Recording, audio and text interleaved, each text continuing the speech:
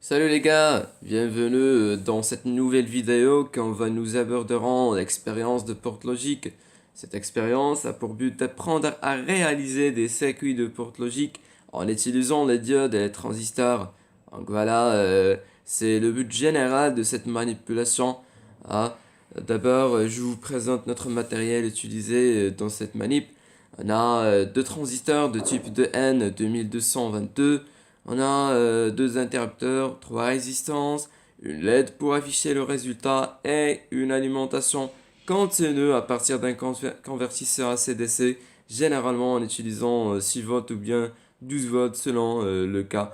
Des fils conducteurs et enfin une plaque d'essai. Voilà notre matériel. Maintenant, on passe à l'animation à partir du programme Multisame. Bon, je commence par le premier circuit porte logique. Alors, j'alimente mon circuit par un générateur continu de 6 volts et puis je mets deux transistors en série. Comme ça, comme vous voyez ici, la sortie d'émetteur du premier transistor avec l'entrée du collecteur du deuxième transistor. Je branche deux interrupteurs avec la base de chacun du transistor en série avec deux résistances de 1 kΩ. Voilà, à la sortie du circuit, on a une LED pour afficher le résultat de ce porte logique. En parallèle avec une résistance de 3,6 kΩ. Voilà, alors on passe vers l'animation. Comme vous voyez dans notre circuit, la LED s'allume seulement quand on a les deux interrupteurs sans fermer.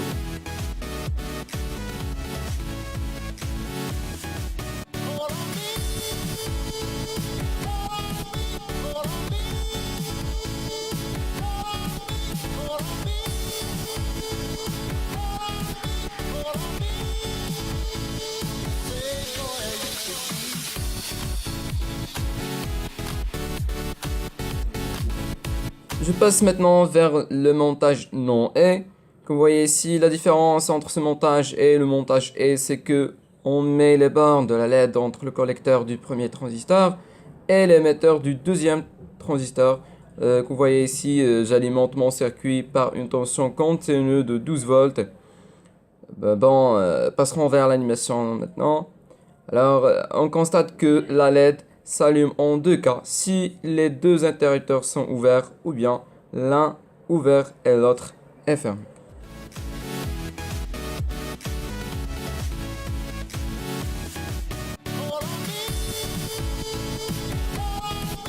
Maintenant, on prend ce circuit comme un porte logique ou je branche les deux transistors en parallèle et les bornes de la LED sont branchées avec le collecteur du deux transistors et la masse. J'alimente notre circuit avec une tension continue de 6 volts. Je passe maintenant à l'animation. J'observe que la LED s'allume si au moins l'un des interrupteurs est fermé.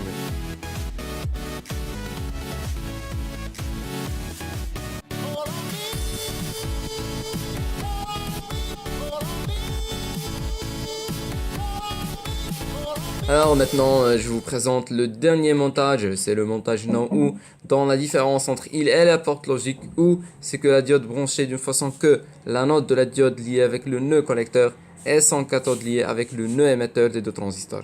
Comme vous voyez ici, c'est mieux d'utiliser un générateur de 12 volts pour alimenter notre circuit. Voilà, on passe vers l'exécution du circuit. Voilà, la LED s'allume, sauf que les deux interrupteurs sont ouverts et s'allument pas dans d'autres cas. Voilà, merci.